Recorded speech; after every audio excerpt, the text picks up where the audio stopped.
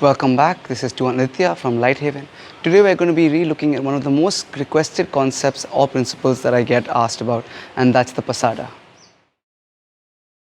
According to GrandTuhon, the Pasada is one of the safest and most efficient and effective ways of making an entry. This is because you're utilizing your sense of distancing, your sense of range, as well as your footwork to allow your opponent's weapon to pass harmlessly through the air, while at the same time being able to cut the hand as the hand with the weapon is passing. For the sake of this video, we're going to be working on the first 6 strikes, the first 6 slashes that you find within this set.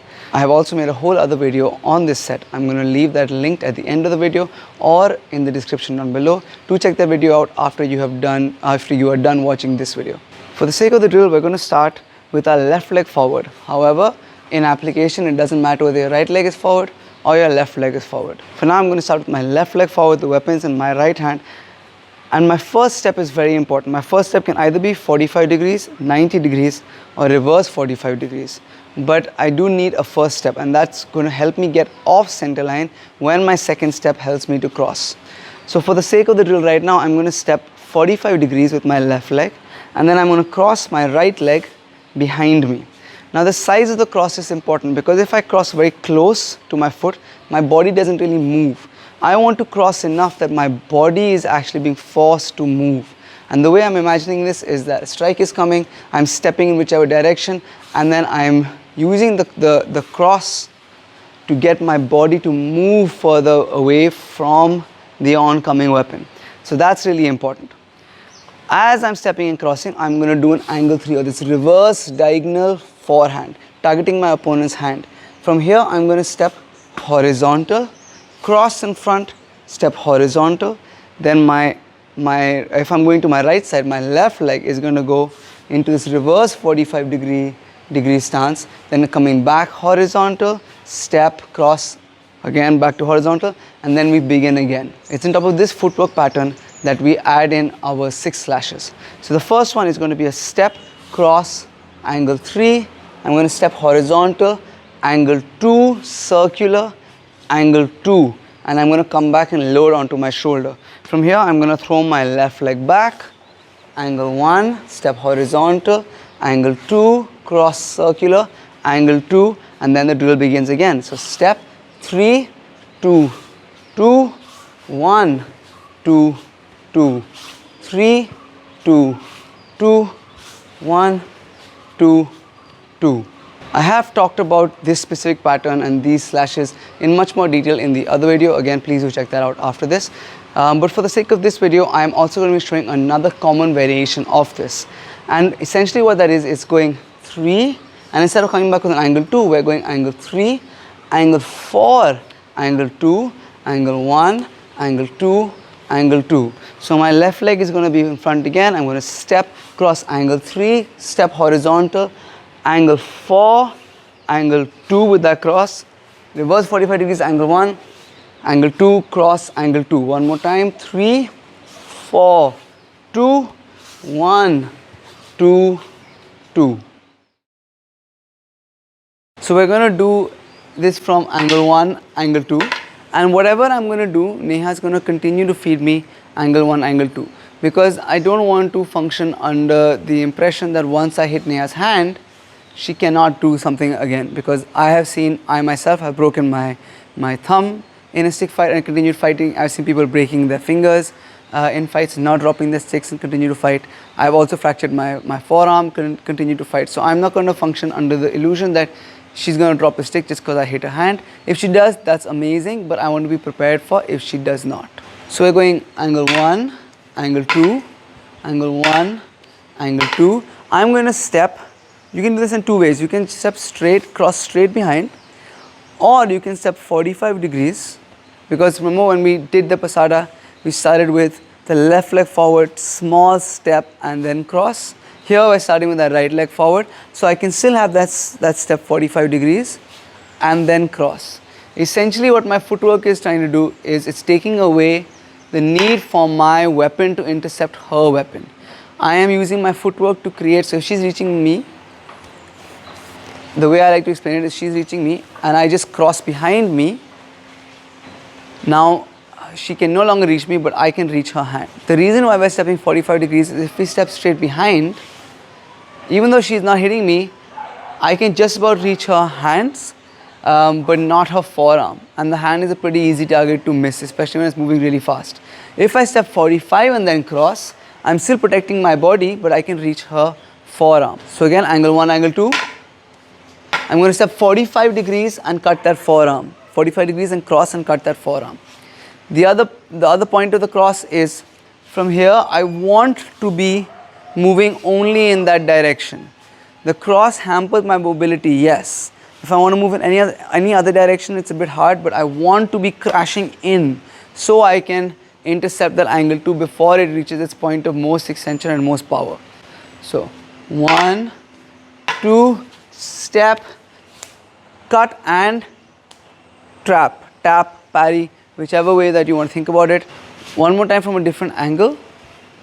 1, 2, 1, bang, bang. The reason why, one thing to be aware of is when I do this, this has happened to me once before when I was a bit careless. This can lead to what her wrist does. So be careful of that, be careful of your positioning. I need to, if I am too square to her and too much in front of her and I do this, that Vitic is going to come and hit you. So positioning must be correct where I'm stepping off and I'm behind her. So now the Vitic, if that Vitic comes, I'm safer from it. There are always adjustments that she can make, but I'm safer from it. And now let's finish this. So we go again from the same angle. 1, 2, cut, cut and tap. That's my last cut.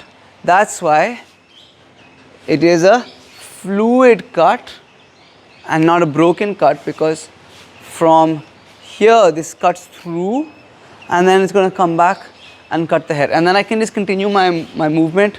1, 2, 3, cut, cut, cut as I head out, exit out. Let's try from another angle. So she's giving me 1 and 2, 1, cut, jam, and that's my last cut across her neck, across the head. Again, look at my positioning. It's not here where that Vitic is going to come as soon as I do this. It's further away to the side, and I also have an exit opportunity if I need to, going this way, and I'm not stuck right in front of her still. The whole point of stepping out and crossing is so I can move to the outside line and then come back, but I'm still never going to be right in front of her. The next application is going to be an angle 3 to an angle 4. Now I'm going to show two different ways that you can do this. So we go 1, 2, same 45 degrees and step. Now just pause 1 second. As I step in, my weapon is going to come up in this way. What I'm going to do with my hand though is going to be different for this application and the next application. Right now I'm going 1, and here's where my arm is. The forearm is facing away from me as the weapon comes up. I'm going to cut and push this away. So it's sort of like almost a straight shield or wall of death for our arm. So one more time. 1, 2, cut, up, and I'm going to cut. From here, it's up to you. Do you want to shove that arm across? Do you want to pull that arm, pin it down? Do you want to let it run across your body to go for your disarms or your locks? That's really up to you. But as long as you are able to come into this position and then follow it up, I am just simply pushing this down away, trapping that arm, cutting through the head. But it's up to you what you want to do. The last variation again is going to use that angle 4, but it's going to use that angle 4 in a very familiar umbrella-esque type of shape that we do quite a bit, which is this, where I am entering with my hand under my umbrella. So instead of the umbrella, I'm going to substitute the umbrella with an angle 4, but the principle is going to be the same. 1, 2, cut, enter with the angle 4. This is going to lift and this is going to cut.